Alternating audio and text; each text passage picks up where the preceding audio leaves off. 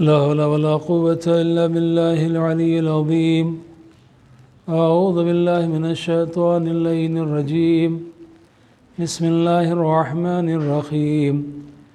الحمد لله رب العالمين، والصلاة والسلام على أشرف الأنبياء والمرسلين.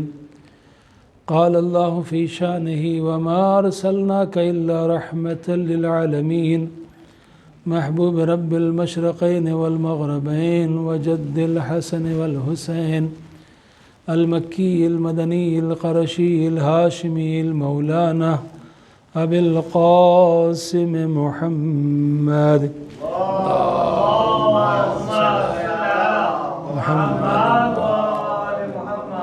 وآله الطيبين الطاهرين المعصومين المظلومين، ولعنة الله على أعدائهم وغاصب حقوقهم ومنكر فضائلهم وعظمتهم أجمعين. أما بعد، فقد قال الله تبارك وتعالى في كتابه المجيد وفرقانه الحميد وخطابه المتين، وهو أصدق الصادقين وقوله الحق.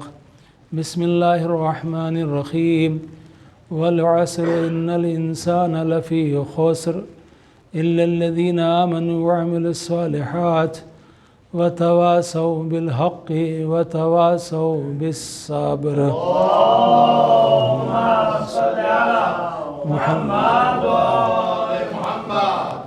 عزیزان محترم، سورہ مبارک عصر، جس میں اللہ سبحانہ و تعالی تمام اپنے بندوں کو آگاہ کر رہا ہے کہ دیکھو، ہم تم سے محبت کرتے ہیں، ہم نے تمہیں بہترین طریقے سے پیدا کیا ہے اور تمہیں تمام مخلوقات میں سب سے اعلیٰ اور افضل بنایا ہے، مگر اس افضلیت کے بعد کہیں ایسا نہ ہو کہ تم نقصان اٹھانے والے ہو جاؤ، لہٰذا ہم تم کو وارن کر رہے ہیں، ہم تم کو آگاہ کر رہے ہیں. یاد رکھو کہ زمانے کی قسم انسان خسارے میں ہے، نقصان میں ہے، گھاٹے میں ہے. اب اگر تم یہ چاہتے ہو کہ یہ جو گھاٹے کا سودا ہے یہ نفع میں بدل جائے، یہ لاس پروفٹ میں چینج ہو جائے، تو پھر تمہارے لیے ہم راستہ بتا رہے ہیں: اِلَّا الَّذِينَ آمَنُوا وَعَمِلُوا الصَّالِحَاتِ. ہاں، جو لوگ مومن ہیں اور نیک کام انجام دیتے ہیں، وَتَوَاصَوْا بِالْحَقِّ وَتَوَاصَوْا بِالصَّبْرِ، اور جو حق کی وصیت کرتے ہیں اور صبر کی وصیت کرتے ہیں. یعنی یہ ایک گروہ الگ ہے اور دوسرا گروہ الگ ہے. ایک گروہ وہ ہے جس کے پاس سب کچھ ہے لیکن ایمان نہیں ہے، نیک اعمال نہیں ہے، حق نہیں ہے، صبر نہیں ہے. اللہ نے کہا یہ ناکام ہے.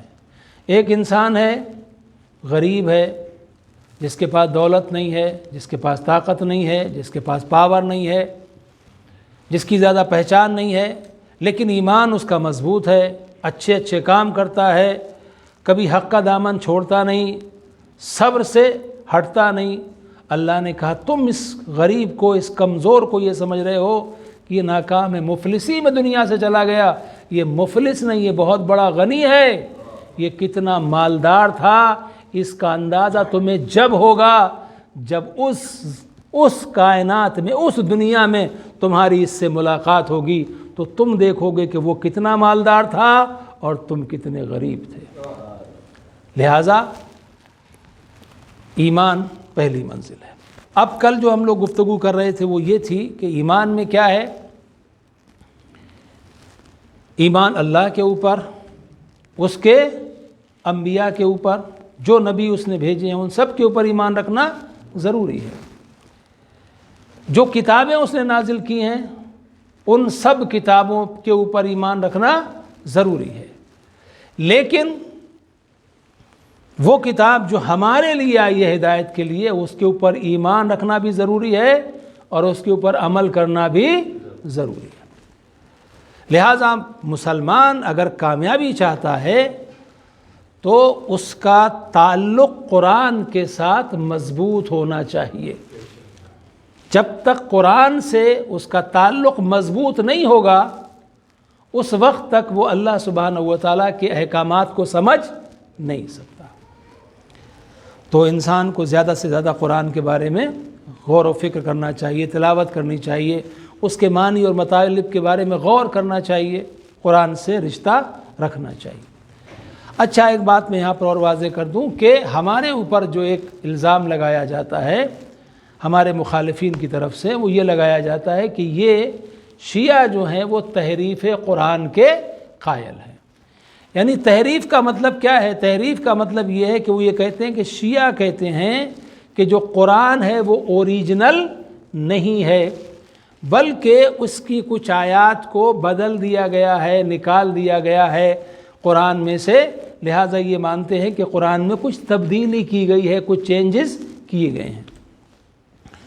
اگرچہ تمام شیعان حیدر کرار جو ہمارے علماء ہیں ان کا اس بات کے اوپر اتفاق ہے کہ قرآن میں کوئی تحریف نہیں ہوئی ہے اور تحریف قرآن میں ہو بھی نہیں سکتی ہے۔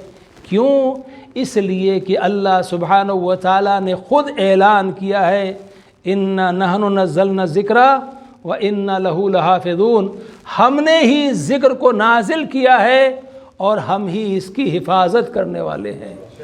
تو جس کی حفاظت اللہ کر رہا ہو اسے نہ کوئی مٹا سکتا ہے نہ کوئی بدل سکتا ہے۔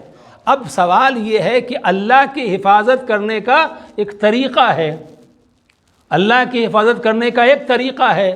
رسول اللہ کو اس نے مال دنیا سے غنی کیا تو کہا یہ کہ اے رسول ہم نے آپ کو کیا غنی نہیں کیا، لیکن جو مال تھا وہ جناب خدیجہ کا تھا۔ توجہ ہے آپ کی کہ جناب خدیجہ کے مال کو اللہ نے اپنی طرف نسبت دی۔ رسول اللہ کو جب یتیمی کے عالم میں پیغمبر تھے تو جناب ابو طالب علیہ السلام نے پیغمبر کو پناہ دی، لیکن اللہ سبحانہ و تعالیٰ نے کہا کہ اے رسول کیا ہم نے تمہیں پناہ نہیں دی جب تم کو یتیم پایا؟ توجہ ہے نا، تو یتیم پایا نبی کو، اللہ نے کہا کیا ہم نے تم کو الم یجد کا یتیمن فآوا، اے نبی جب ہم نے تم کو یتیم پایا تو کیا تمہیں پناہ نہیں دی؟ اب اللہ پناہ دینے خود نہیں آیا تھا، بلکہ جناب ابو طالب کا کردار اتنا عظیم ہے کہ ابو طالب کے عمل کو اللہ نے اپنا عمل کہا۔ پناہ ابو طالب دے رہے تھے اور اللہ یہ کہہ رہا تھا کہ کیا ہم نے تمہیں پناہ نہیں دی؟ مال جناب خدیجہ دے رہی تھی لیکن اللہ کہہ رہا تھا کیا ہم نے تمہیں غنی نہیں بنا دیا؟ تو معلوم یہ ہوا کہ اس کا طریقہ یہ ہے کہ جب وہ حفاظت کرتا ہے، کوئی کام کرتا ہے تو کچھ بندوں کو چن لیتا ہے کہ دیکھو یہ کام مجھے کرنا ہے لیکن ذریعہ تمہیں بنا رہا ہوں۔ تو یہ جو قرآن مجید محفوظ ہے اللہ نے اس کی حفاظت کی ذمہ داری لی ہے، تو اللہ اے میرے معبود تو قرآن کو محفوظ کیسے رکھے ہوئے ہے؟ کہا چیزیں وہ مٹتی ہیں جس کا کوئی وارث نہ ہو۔ توجہ کیجئے گا، چیزیں وہ مٹتی ہیں جس کا کوئی وارث نہ ہو۔ ہم نے قرآن کو لاوارث نہیں چھوڑا، ابو طالب کے ایک بیٹے کو پردہ غیب میں رکھا ہے۔ ابو طالب کے ایک بیٹے کو پردہ غیب میں رکھا ہے، وہ ہے جو قرآن کی حفاظت کر رہا ہے۔ اور ابھی تو قرآن کی کتنی باتیں ہیں جو تمہیں معلوم ہی نہیں ہیں، کتنے سیکریٹس ہیں، کتنے راز ہیں، کتنے بھید ہیں، کتنے علوم ہیں جنہیں تم جانتے ہی نہیں ہو۔ یہ تو جب معلوم ہوں گے جب وارث قرآن دنیا میں تشریف لائے گا۔ صلوات بر محمد وآل محمد، اللہم صلی محمد۔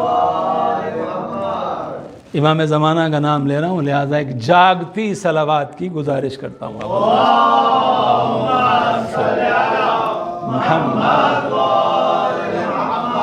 تو عزیزان محترم، اب میں نے جو کل بات شروع کی تھی انشاءاللہ اس کو کچھ آگے بڑھاؤں گا، لیکن درمیان میں بات آ رہی ہے تو ایک بات اور عرض کر دوں کہ قرآن کے لیے وارث کا ہونا ضروری ہے۔ اللہ نے اگر تنہا قرآن کو نازل کیا ہوتا تو یہ قرآن ہماری رہنمائی کے لیے کافی ہوتا، لیکن اللہ نے قرآن کو نور کے ساتھ بھیجا ہے۔ توجہ کیجئے گا جو عرض کر رہا ہوں، اللہ نے قرآن کو نور کے ساتھ بھیجا، نور کو پہلے بھیجا، قرآن کو بعد میں بھیجا۔ اور جب نور جانے لگا تو کہا خبردار یہ مت سمجھنا کہ تنہا قرآن چھوڑ کے جا رہا ہوں، تمہارے درمیان دو گراں قدر چیزیں چھوڑ کے جا رہا ہوں، ایک اللہ کی کتاب ہے، دوسرے میرے اہل بیت ہیں۔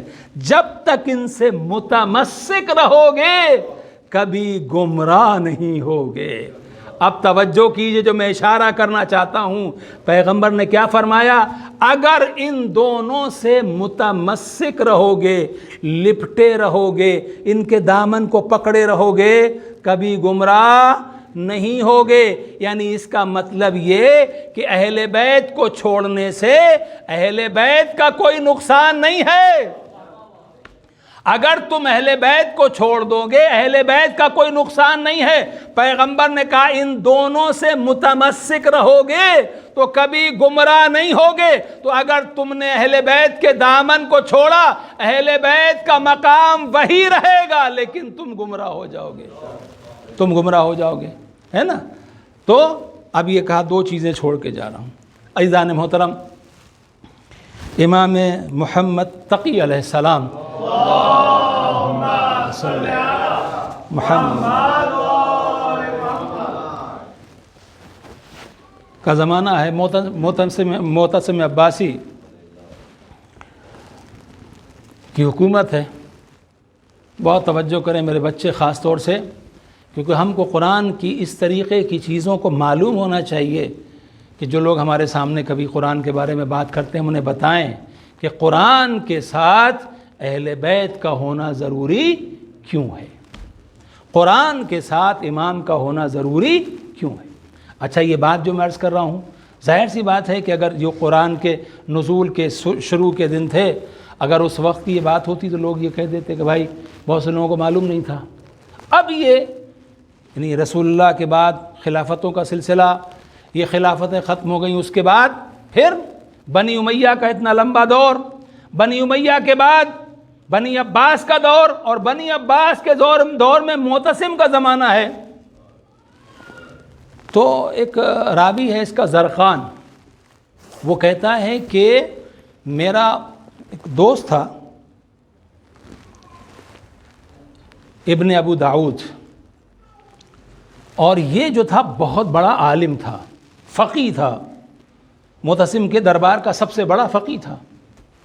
تو میں نے اسے دیکھا کہ وہ آ رہا ہے دربار میں سے، لیکن اس کے چہرے کی رنگت اڑی ہوئی ہے، بہت پریشان ہے، اور میں نے جب دیکھا کہ اتنا بے چین ہے تو اسے کہا کہ بھائی میں نے آج تک تجھے کبھی اتنا پریشان نہیں دیکھا، پریشانی کی وجہ کیا ہے؟ تو اس نے کہا کہ کاش میں آج سے 20 سال پہلے مر گیا ہوتا، کاش میں آج سے 20 سال پہلے مر گیا ہوتا۔ تو جو ندامت، جو شرمندگی مجھے آج اٹھانی پڑی ہے، اس شرمندگی کا مجھے سامنا کرنا نہ پڑتا۔ تو اس نے کہا ہوا کیا؟ پوری بات بتاؤ۔ کہا مسئلہ یہ ہوا کہ آج معتصم کے دربار میں ایک چور کو لایا گیا، تھیف، چوری کرنے والا، اور جب اس کو لایا گیا اس سے پوچھا گیا تو نے چوری کی ہے؟ تو اس نے کہا کہ ہاں میں نے چوری کی ہے۔ تو معتصم نے کہا کہ ٹھیک ہے، جو فقہا بیٹھے ہوئے ہیں یہ ڈیسائیڈ کریں کہ اب اس کو کیا سزا دی جائے۔ تو فقہا نے کہا، اور اس نے کہا کہ سارے فقہا بیٹھے تھے مگر ان فقہا کے ساتھ امام محمد تقی علیہ السلام بھی دربار میں موجود تھے۔ محمد اب کہا سب سے پہلے مجھ سے پوچھا کہ بھئی تو اتنا بڑا عالم ہے، بتا کہ سزا کیا دی جائے؟ اس نے کہا قرآن کا حکم ہے کہ چور کا ہاتھ کاٹ دیا جائے۔ ٹھیک ہے ہاتھ تو کاٹیں، لیکن کاٹیں تو کاٹیں کہاں سے، کس جگہ سے کاٹیں ہاتھ؟ تو اس نے کہا کہ چور کا ہاتھ جو ہے وہ گٹے سے یہاں سے کاٹ دیا جائے۔ دلیل تیرے پاس کیا ہے؟ تو اس نے کہا کہ قرآن مجید کی جو آیت تیمم ہے، فَامْسَحُوا بِوُجُوهِكُمْ وَأَيْدِيكُمْ، کہ اپنے چہروں کے اوپر اور اپنے ہاتھوں پر مسح کرو۔ اب تو الحمدللہ کم سے کم تیمم کی آیت میں تو لوگوں کو معلوم ہو گیا کہ مسح اور ہوتا ہے، غسل اور ہوتا ہے، دھونا الگ ہوتا ہے، مسح الگ ہوتا ہے۔ وضو میں آج تک سمجھ میں نہیں آیا۔ صلوات بر محمد و آل محمد محمد۔ تو تیمم کی آیت میں کیا حکم ہے اللہ کا؟ کہ جب تمہارے پاس پانی نہ ہو یا تم بیمار ہو، وقت کی تنگی ہو، کچھ بھی ہو، تو تمہیں کیا کرنا چاہیے؟ تم تیمم کرو۔ کیسے؟ اپنے چہرے کے اوپر مسح اور اپنے ہاتھوں کے اوپر مسح۔ تو ہاتھوں پہ مسح یہ ہوتا ہے نا، خاک کے اوپر ہاتھ مارے اور اس کے بعد چہرے کے اوپر، پیشانی کے اوپر مسح کیا اور ہاتھ پہ مسح کر لیا۔ اب اس نے پوچھا معتصم نے باقی لوگوں سے کہ آپ کا کیا خیال ہے؟ انہوں نے کہا ہاں بالکل صحیح ہے، لیکن ایک گروہ نے کہا کہ نہیں یہ غلط ہے۔ کیوں؟ کہا کہ اس کا ہاتھ کاٹا جائے گا کونی سے، ایلبو سے۔ آپ کے پاس دلیل کیا ہے؟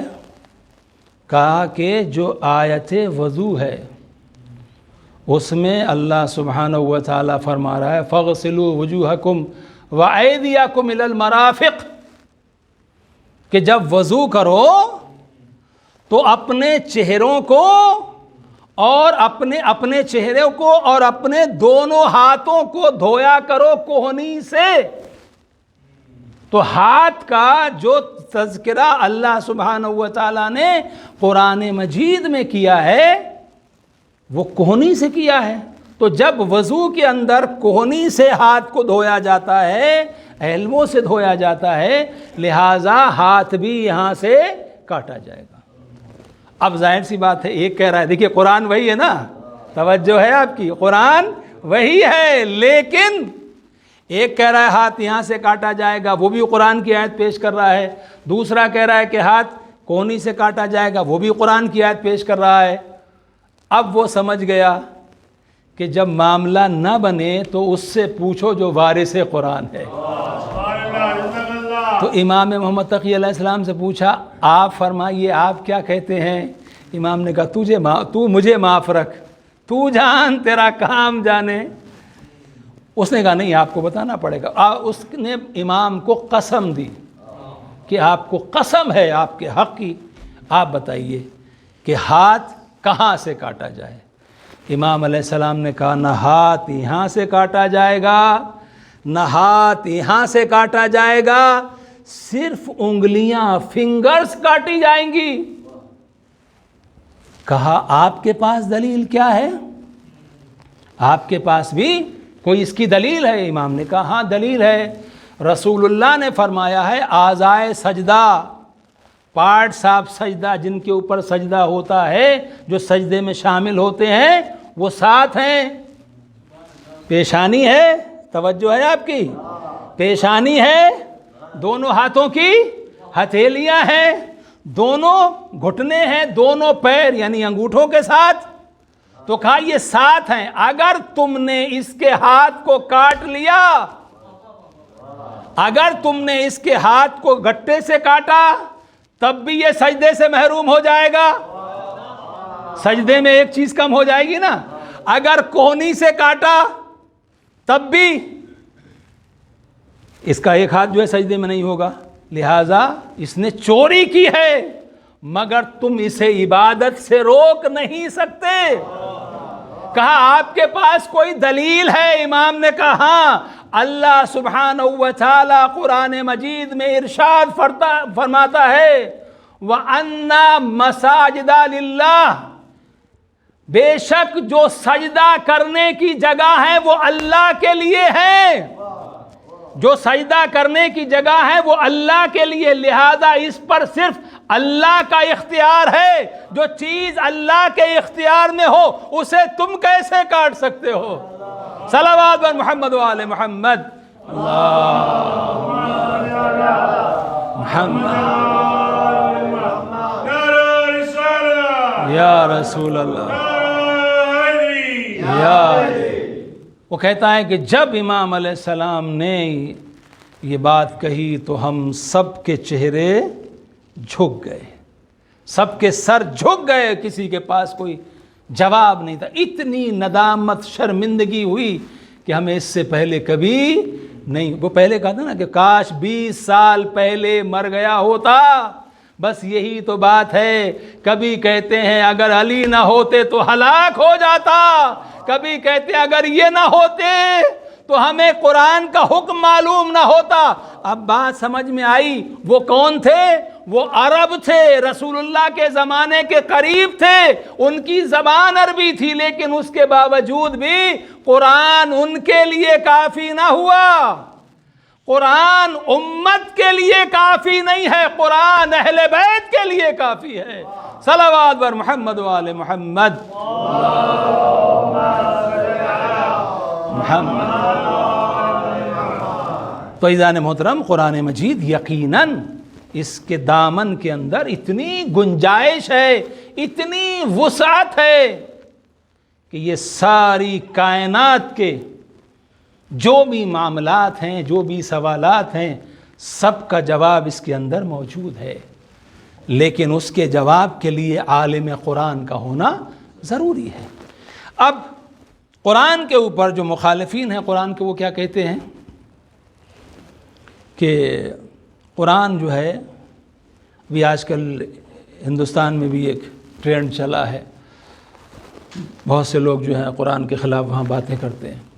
اگرچہ UN میں ابھی جو OIC نے جو قرآن کے جلانے کے خلاف جو تحریک پیش کی تھی، اس میں ہندوستان نے مسلم ممالک کا ساتھ دیا، ووٹ کیا ان کے حق میں، قرآن کے حق میں ووٹ دیا۔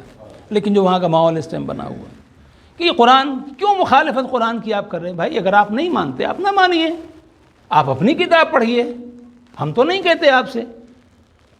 لیکن کہتے ہیں نہیں، یہ جو ساری دنیا کے اندر ٹیررزم پھیل رہا ہے، جو آتنکواد پھیل رہا ہے، انتہا پسندی پھیل رہی ہے، یہ قرآن کی وجہ سے، کیونکہ قرآن میں ایسی آیتیں ہیں، قرآن میں ایسی آیتیں ہیں۔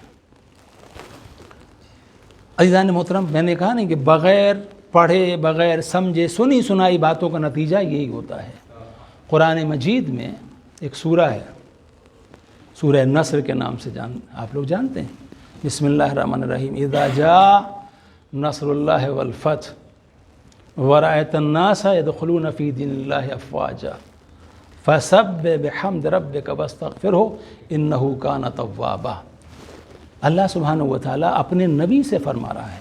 یہ باتیں میں اس لیے عرض کر رہا ہوں کہ یہ جو ہمارے یوتھس ہمارے سامنے بیٹھے ہیں، ان کو یونیورسٹیز میں جانا ہوگا، کالجز میں جانا ہوگا، ان کے فرینڈس ہوں گے، وہ ان سے پوچھیں گے تو یہ جواب میں کہیں۔ قرآن مجید میں اللہ سبحانہ و تعالیٰ کہے رسول، آپ کے پاس جب نصرت، مدد اور فتح، وکٹری، ابھی عنقریب ایسا ہونے والا ہے کہ آپ کے پاس فتح ہوگی، نصرت ہوگی، آپ کی اللہ کی نصرت سے فتح آپ کی ہو جائے گی، اور آپ دیکھیں گے کہ لوگ جوک در جوک فوج کی طریقے، افواجا، آرمی نہیں، آرمیز، فوجوں کی طریقے سے فوج در فوج اسلام کے اندر داخل ہو رہے ہوں گے۔ تو آپ کیا کریں؟ آدمی کہتا ہے نا ٹھیک ہے آج تمہارا زمانہ ہے، ہمارا بھی کبھی زمانہ آئے گا، تب ہم تمہیں دیکھیں گے۔ یہی ہوتا ہے نا۔ یہ سورہ کب نازل ہوا ہے؟ صلح حدیبیہ کے بعد، فتح مکہ سے پہلے سورہ نازل ہوا ہے۔ اللہ کیا کہہ رہا ہے کہ جب فتح و کامرانی آپ کو ملے گی اور آپ دیکھیں گے کہ جھوک در جھوک فوجوں کی شکل میں لوگ جو ہیں اسلام کے اندر داخل ہو رہے ہیں، تو آپ کیا کرنا؟ بدلہ لینا ان سے، کاٹ ڈالنا انہیں، مار دینا انہیں، انہوں نے آپ پر ظلم کیے؟ نہیں، فسبح بحمد ربک، تو بس آپ کو چاہیے کہ اس وقت آپ اپنے پروردگار کی تسبیح کریں، اس کی حمد کریں، اس کی بڑائی کو بیان کریں، واستغفرہ، اور اپنے پروردگار سے مغفرت طلب کریں، انہ کان توابا۔ اب آپ مجھے بتائیے مغفرت طلب کون کرتا ہے؟ جس نے کوئی گناہ کیا ہو۔ رسول اللہ کوئی گناہ کرتے ہیں؟ نہیں کرتے، تو پھر یہ مغفرت کی دعا کس کے لیے کریں گے؟ کس کے لیے؟ یہ جو آ رہے ہیں ان پہ نہیں، ان سے ریونج نہیں لینا، ان کے لیے دعا کرنا ہے، تمہارا پروردگار بہت بخشنے والا ہے۔ اسلام نے بتایا اگر کسی پر قابو پالو، اگر وہ اس نے تم پر ظلم کیا ہے تو تم بھی ظلم نہ کرو، ورنہ تم میں اور اس میں کوئی فرق نہیں رہ جائے گا۔ نہیں، اس نے تم پر ظلم کیا ہے، تم اس کے حق میں مغفرت کی دعا کرو، اسے معاف کر دو، تاکہ معلوم ہو جائے شیطان والے اور ہوتے ہیں، رحمان والے اور ہوتے ہیں۔ صلوات بر محمد وآل محمد، اللہم صلی علی محمد۔ تو قرآن کہہ رہا ہے کہ نہیں، آپ مغفرت طلب کریں، اور اس کے بعد یہ جو رسول اللہ کے لیے حکم آیا تھا، پیغمبر نے اس کو عملی جامہ پہنایا۔ کب؟ کچھ عرصے کے بعد جب فتح مکہ ہوئی، اب وہ مکے والے اتنا ظلم کیا تھا رسول اللہ کے اوپر، لیکن کیا کیا رسول اللہ نے؟ سب کو معاف کر دیا، انہیں بھی معاف کر دیا۔ جو ایک تھے ظلم کرنے والے اور ایک تھے بانی فساد، جنہوں نے سارا فساد کھڑا کیا تھا، جیسے ابو سفیان۔ نبی نے کہا، جب آئے پوچھا، اب گھبرا رہے ہیں نا کہ ہم نے اتنا سب کچھ کیا ہے، آج تو گرفت میں آ گئے، اب نہ جانے کیا ہوگا۔ تو پیغمبر نے پوچھا کیا امید رکھتے ہو؟ کہا آپ کریم ابن کریم ہیں، آپ کریم ابن کریم ہیں، کرم کی امید رکھتے ہیں۔ تو نبی نے کیا فرمایا؟ اذهبوا انتم الطلقاء، جاؤ ہم نے تم کو آزاد کر دیا، جاؤ تم کو ہم نے آزاد کر دیا۔ تو عزیزان محترم، یہ منزل ہے۔ اب ایک بات اور عرض کر دوں، اس کے بعد پھر انشاءاللہ ربط مصائب، اگرچہ وقت ہو گیا لیکن زندگی پتہ نہیں پھر کبھی موقع ملا نہیں ملا، ایک بات آپ کی خدمت میں عرض کر کے اور پھر مصائب کی منزل میں آتا ہوں۔ آج کل ایک ٹرینڈ ہے کہ بہت سارے ہمارے علماء ذاکرین ممبر پہ آ کے اعمال بہت زیادہ بیان کرتے ہیں، یہ والا عمل کر لو، یہ والا عمل کر لو، گارنٹی سے زندگی بدل جائے گی، 100% بدل جائے گی، لکھ لو میں گارنٹی دیتا ہوں، میرا گریبان پکڑ لینا۔ بہرحال خیر، ان کے پاس کوئی ایسی پاور ہوگی، مجھے نہیں معلوم، بری بات بھی نہیں ہے کبھی کوئی چیز بتا دیں، لیکن کیا ہوتا ہے کہ جب آپ بہت ساری چیزیں بتاتے جائیں تو پھر نہ آدمی کو یاد رہتی ہے، نہ اس کی کوئی اہمیت رہتی ہے۔ لہٰذا بات وہ بتانی چاہیے کہ جو ضروری ہو، یا جو کامن چیز ہے اس کو بتانا چاہیے۔ الگ سے آپ بول دیں بھیا ہم مجلس کے بعد جس کسی کی پریشانی آ جائے ہم اس کو بتا دیں گے کچھ وظیفہ کچھ عمل، کبھی کبھی کوئی بات ہو جائے اچھی بات ہے، کیونکہ ہمیشہ ضروری نہیں ہے جو آپ بتا رہے ہیں، ہو سکتا ہے وہ چیز صحیح ہو لیکن پرابلم کچھ اور ہو۔ اب آپ مجھے بتائیے، آج جو گوگل ہے، حضرت گوگل، ان میں بہت کچھ موجود ہے نا۔ کوئی بیماری آپ کے پاس ہے، آپ لکھو کہ بھائی مجھے نمونیا ہو گیا، تو گوگل بتائے گا یہ دوا یہ دوا یہ دوا ہے، کوئی کھا لو۔ کوئی کھاتا ہے؟ ایسے نہیں کھاتا نا، ڈاکٹر کے پاس جاتے، کیوں؟ کہ ڈاکٹر دیکھے کہ بھئی آپ کو کون سی دوا، کہیں ایسا نہیں اس دوا سے الرجی ہو جائے آپ کو، یا الرجی پہلے سے آپ کو ہے، اور آپ کا دوسرا بیک گراؤنڈ کیا ہے، اور آپ کو کس چیز سے پرہیز کرنا ہے۔ یہ مثال کے طور پر آپ نے کسی استغفار بہت بڑا عمل ہے، بہت بڑا عمل ہے، اتنا بڑا وظیفہ ہے یہ، اور میں ابھی آپ کی خدمت پیش کروں گا۔ لیکن اگر آپ مثال کے طور پر آپ کسی آدمی کو بولیں کہ وہ بولے کہ میں روزی کی تنگی ہے، آپ بولیں استغفار پڑھو، یقیناً وہ استغفار پڑھے گا، کچھ کو فائدہ بھی کچھ ضرور ہوگا، لیکن مکمل. مثال کے طور پر وہ انسان اپنی ماں کو ستاتا ہے اور اس کی ماں اس سے ناراض ہے، تو یہ اس کا استغفار پڑھنا صرف اس کی پرابلم کو سولو کر دے گا؟ نہیں کرے گا. اس کو پہلے اسے پوچھنا پڑے گا، بھائی سب کچھ ٹھیک ٹھاک ہے، کوئی تمہارا عزیز تم سے ناراض تو نہیں ہے؟ کہا ماں ناراض ہے. کہا پہلے جا کے ماں کو راضی کر لو، اگر وہ خوش ہو کے دعا دے دے گی ساری مصیبتیں خود ختم ہو جائیں گی. ایک مثال ہے، ورنہ بہت ساری مثالیں اس میں ہو سکتی ہیں. ایک شخص آیا مولا علی علیہ السلام کے پاس، امام مسجد میں تشریف فرمائے، بہت سارے لوگ بیٹھے ہوئے ہیں، اصحاب رسول کے بیٹھے ہیں. اور اس نے آنے کے بعد مولا سے کہا کہ میں نے بہت گناہ کیے ہیں، آپ مجھے کچھ طریقہ بتائیں کہ میری معافی کیسے ہو سکتی ہے. تو امام علیہ السلام نے کہا کہ استغفار پڑھو. چلا گیا. ابھی وہ باہر نکلا تھا دوسرا آ گیا. اس نے کہا کہ مولا مال کی بڑی تنگی ہے، روزی میں بہت تنگی ہو رہی ہے، بہت پریشان ہوں، کوئی مجھے وظیفہ کچھ بتائیں، کچھ میں کروں. امام علیہ السلام کا استغفار پڑھو. ابھی وہ باہر نکلا تھا تیسرا آ گیا. اس نے کہا کہ مولا اولاد نہیں ہے، اولاد نہیں ہے، تو کچھ بتا دیجئے مجھے. امام نے کہا استغفار پڑھو. اب وہ جو لوگ بیٹھے ہوئے ہیں، جو بھی آ رہا ہے، ہر مرض کی دوا ہے صلی علی محمد صلوات اور محمد والے محمد محمد. تو کہا اسے بھی استغفار، اسے بھی استغفار، اسے بھی استغفار. اب اس کے بعد ایک اور آگے چوتھا. اس نے کہا کہ مولا بہت اچھا باغ لگایا تھا، مگر ایسا موسم گرم ہوا اور کہاں سے اس میں آگ آئی اور وہ سارا باغ جل کے خاک ہو گیا، کیا کروں؟ امام نے کہا استغفار پڑھو. اب وہ گیا، کچھ لوگ اور آ گئے. انہوں نے کہا مولا ہم لوگوں نے مل کے ایک نہر کھودی تھی بڑی مشکل سے، اس میں پانی آیا تھا، وہ پانی خشک ہو گیا، بتائیے کیا کریں؟ امام نے کہا استغفار پڑھو. اب جب وہ لوگ نکل کے چلے گئے تو جو لوگ بیٹھے ہوئے تھے اس میں سے کسی نے کہا کہ مولا آپ ہر چیز کے لیے استغفار پڑھو، استغفار پڑھو، استغفار پڑھو، آپ نے ہر چیز کا یہ بتا دیا علاج. امام نے کہا میں نے نہیں بتایا، کیا تم نے قرآن نہیں پڑھا ہے؟ کیا تم نے قرآن نہیں پڑھا ہے؟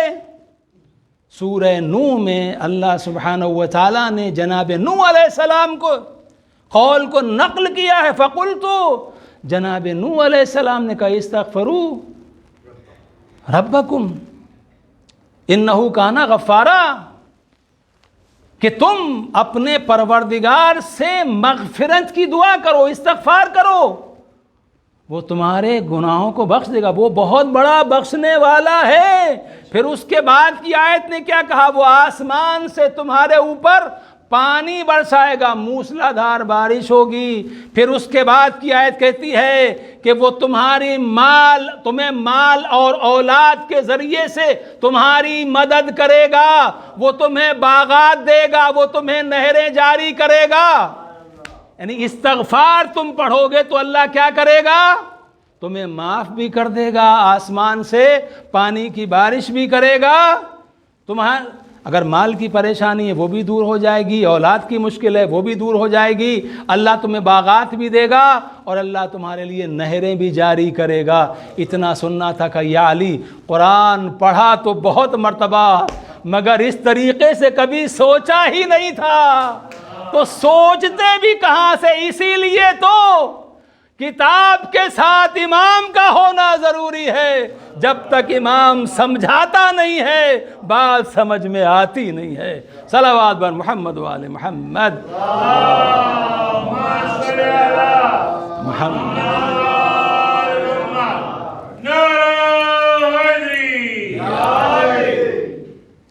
تو عزیزان محترم، بس میں نے آپ کا بہت وقت لیا.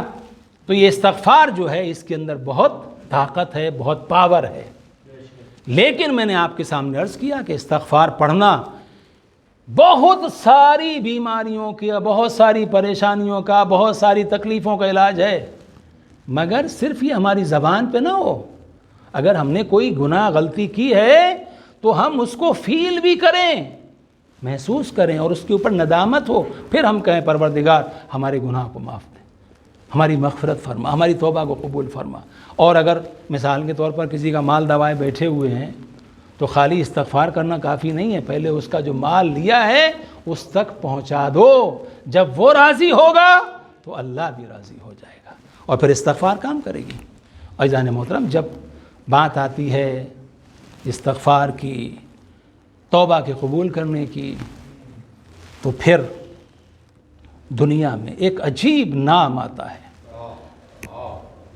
کہ وہ ایک یعنی گناہگاروں کے لیے وہ ایک نام حوصلہ بن گیا ہے، اور اس کا نام ہے حور۔ جس نے وہ گناہ کیا تھا کہ جناب حور نے یہ نہیں کہا کہ مولا حسین میری خطا معاف کر دیجئے، بلکہ یہ پوچھا مولا کیا مجھ جیسے گناہگار کی خطا بھی معاف ہو سکتی ہے؟ یعنی جہاں پر امکان دکھائی نہیں دیتا کہ کوئی معاف کر بھی سکتا ہے، میں کہوں گا حور جب تمہیں معلوم تھا کہ امکان نہیں ہے، اس کے بعد چلے کیوں آئے؟ کہ اگر کوئی اور ہوتا تو کبھی نہ جاتا، فاطمہ کا بیٹا تھا، علی کا لال تھا، جانتے ہیں یہ اتنے کریم ہیں کہ ان کے کرم کے سامنے میری خطا بھی چھوٹی ہو جائے گی۔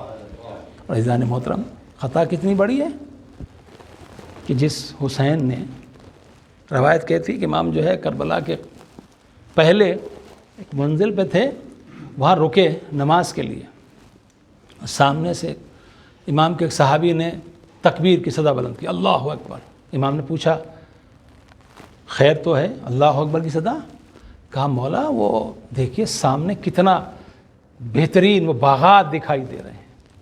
امام نے کہا وہ باغات نہیں ہیں، وہ پیڑ نہیں ہیں، وہ لشکر ہے جو ہمارا تعاقب کرنے کے لیے آ رہا ہے، ہمارا پیچھا کرنے کے لیے آ رہا ہے۔ اور امام جب وہاں پر ٹھہرے تو اس سے پہلے جو منزل تھی وہاں امام حسین علیہ السلام نے کہا تھا عباس پانی تھوڑا زیادہ ذخیرہ کر لو، علی اکبر پانی لے لو، پانی زیادہ پانی لے لیا۔ اب ظاہر سی بات امام کی مصلحت تھی، کسی نے پوچھا نہیں مولا کیوں، لیکن اب جب وہ آیا لشکر 1000 کا لشکر جس کا کمانڈر ہو رہا ہے وہ آیا تو روایت کہتی ہے کہ ان کے گھوڑوں کی زبانیں پیاس کی وجہ سے منہ سے باہر نکلی ہوئی تھی، اور جو فوجی تھے پیاس کی تمازت کی وجہ سے ان کے چہرے اترے ہوئے تھے۔ اور جب امام حسین کے پاس آیا اور نے آگے گفتگو کرنا شروع کی، امام نے کہا اور باتیں بعد میں کریں گے، پہلے دیکھ تیرا لشکر بہت پیاسا ہے، پہلے انہیں پانی پلا دے، تو پانی پی لے، ہم تیرے لشکر کو پانی پلاتے ہیں۔ اور اس کے بعد حضرت عباس سے کہا بھیا یہ پیاسے انہیں پانی پلاؤ۔ اللہ اکبر، جو سکینہ کا سقہ تھا وہ حسین کے دشمنوں کو پانی پلا رہا تھا۔ اور ایک شخص کہتا ہے کہ میں اتنا پیاسا تھا کہ جب مجھے پانی پلایا جا رہا تھا تو شدت عطش کی وجہ سے میں پانی کو پی نہیں پا رہا تھا۔ امام حسین سامنے بیٹھے ہوئے تھے، امام نے دیکھا کہ اتنا زیادہ پیاسا، امام اپنی جگہ سے اٹھے، آ کے اپنے ہاتھ میں پانی کا مشکیزہ لیا، اپنے ہاتھ سے امام حسین علیہ السلام نے پانی پلایا، سارے لشکر کو پانی پلا دیا، جانوروں کو پانی پلا دیا۔ اب اس کے بعد امام کہتے ہیں اور نماز کا وقت ہے، تو جماعت الگ قائم کرے گا یا ہمارے ساتھ نماز پڑھے گا؟ کہا نہیں، نماز تو آپ کے ہی پیچھے پڑھیں گے، نماز تو آپ کے ہی پیچھے پڑھیں گے۔ یہ ہے امام حسین علیہ السلام کا کردار۔ عزادارو، بس زیادہ زحمت نہیں دینی ہے، یہاں تک کربلا میں ہور گھیر کے امام حسین علیہ السلام کو لے کے آ گیا۔ اس کے بعد فرات کے کنارے سے امام حسین علیہ السلام کے خیام کو بھی ہٹوا دیا گیا۔ اب شدت عطش ہے، بچے پیاس سے تڑپ رہے ہیں، یہاں تک کہ نویں محرم آئی اور شب عاشور آ گئی۔ ایک مرتبہ حر نے پوچھا عمر سعد سے، پسر سعد یہ بتا کیا واقعی تو کل حسین سے جنگ کرے گا؟ عمر سعد نے کہا تو جنگ کی بات کرتا، کل ایسی جنگ ہوگی کہ میدان میں سر اڑ رہے ہوں گے۔ کہا تو حسین کو قتل کر دے گا؟ کہا ہاں ہم حسین کو قتل کر دیں گے، اور واپس گئے۔ اب ہور سوچ رہے ہیں جب میں کوفے سے چلا تھا تو کسی کی آواز آئی تھی، ہور تجھے جنت مبارک ہو، میں جہنم کے راستے پر آیا ہوں۔ آواز آئی تھی جنت مبارک، یہ کون سی جنت ہے؟ پھر باپ کو خواب میں دیکھا، باپ نے کہا بیٹا حسین کے ساتھ آ جا، جہنم کے راستے کو چھوڑ دے۔ اور اب شب عاشور ہور ساری رات بے چین ٹہل رہے ہیں۔ کسی نے دیکھا ہور اتنا پریشان کیوں ہو؟ ہم نے کبھی اتنا پریشان نہیں دیکھا، اتنے بڑے بہادر ہو۔ کہا میں اپنی ایک طرف جنت کو دیکھ رہا ہوں، ایک طرف جہنم کے شعلے دیکھ رہا ہوں۔ صبح ہوئی، گھوڑے کو پانی پلانے کے بہانے سے ہور چلے۔ جب ہور چلے تو بیٹا پیچھے پیچھے ہو گیا، ساتھ میں بھائی بھی آ گیا، کچھ روایات میں غلام بھی آیا، اور اس انداز سے چلے۔ کسی نے پوچھا کہاں جا رہے ہو؟ ہور نے پوچھا کیا تو نے اپنے گھوڑے کو پانی پلا دیا ہے؟ اس نے کہا ہاں۔ یعنی وہ سمجھ گیا کہ ہور یہ کہنا چاہتے ہیں تیرا گھوڑا پانی پی چکا ہے لیکن نبی کا نواسہ پیاسا ہے۔ اور اس کے بعد ہور جب آئے قریب امام حسین علیہ السلام کے تو ایک مرتبہ بیٹے سے کہا لال میرے ہاتھوں کو باندھ دو، میری آنکھوں سے پٹی باندھ دو۔ اب امام حسین علیہ السلام کا سامنا کرنے کی مجھ میں تاب نہیں ہے، طاقت نہیں ہے۔ آنکھوں کو باندھ دو، ہاتھوں کو باندھ دو، جیسے مجرم جاتے ہیں مجھے اس طریقے سے امام کے ساتھ لے کے چلو۔ ہور جا رہے ہیں، امام حسین نے آتے ہوئے ہور کو دیکھا، کہا ندامت بہت ہے، شرمندگی بہت ہے، لہٰذا کیا کیا جائے؟ علی اکبر آگے بڑھو، عباس آگے بڑھو، ہمارا مہمان آ رہا ہے، مہمان کا استقبال کرو۔ ابھی ہور کہتے ہیں کہ تھوڑی دیر کے بعد جب میں اور آگے بڑھ رہا تھا ایک مرتبہ ہور کے بیٹے نے کہا اللہ اکبر۔ میں نے پوچھا بیٹا یہ تکبیر کی صدا کیوں ہے؟ کہا بابا مولا حسین خود آپ کے استقبال کے لیے آ رہے ہیں۔ اب روایت کہتی ہور قریب گئے، ایک مرتبہ امام حسین علیہ السلام کے سامنے اسی طریقے سے ہاتھوں کو جوڑ کے کہا مولا کیا مجھ جیسے گناہگار کی خطا معاف ہو سکتی ہے؟ امام نے فرمایا ہور میں نے بھی تجھے معاف کیا، میرے خدا نے بھی تجھے معاف کیا۔ ایک مرتبہ سینے سے لگایا، کہا ہور تیری ماں نے کیا خوب تیرا نام ہور رکھا ہے، تو دنیا میں ہور ہے اور آخرت میں سعید ہے۔ اور اس کے بعد امام فرماتے ہور فرزند زہرا شرمندہ ہے، جب تو دشمن بن کے آیا تھا ہم نے تجھے پانی پلایا تھا، آج دوست بن کے آیا ہے، علی کے لال کے پاس کچھ بھی نہیں ہے جو تیری ضیافت کے لیے پیش کر سکے۔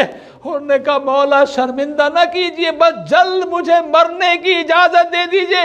امام نے کہا تو میرا مہمان ہے، کہا مولا شرمندہ نہ کیجئے، اگر آپ نے واقعی میری توبہ کو قبول کر لیا ہے تو مجھے میدان کی اجازت دیجئے، لیکن اس سے پہلے میں اپنے بیٹے کو بھیجنا چاہتا ہوں۔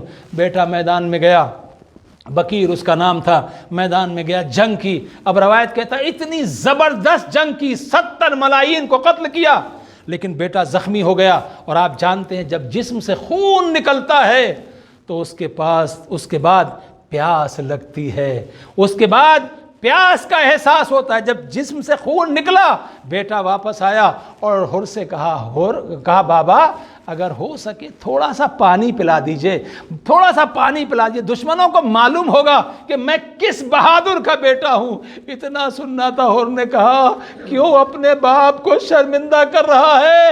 ارے تو نے تو صبح پانی پیا تھا، مولا کے بچے تو 3 دن سے پیاسے ہیں۔ ارے بیٹا میدان میں گیا، جنگ کر رہا تھا، امام داد شجاعت دے رہے تھے۔ ایک مرتبہ بیٹے نے باپ کو مدد کے لیے بلایا، ہور آگے بڑھے، امام نے روک لیا، نہیں ہور ایسا نہ کرو، میں تیرے بیٹے کے لاشے کو لاؤں گا۔ ہور چاہتے ہیں کہ اپنے بیٹے کے لاشے کو اٹھائے، لیکن امام نے آگے بڑھ کے کہا نہیں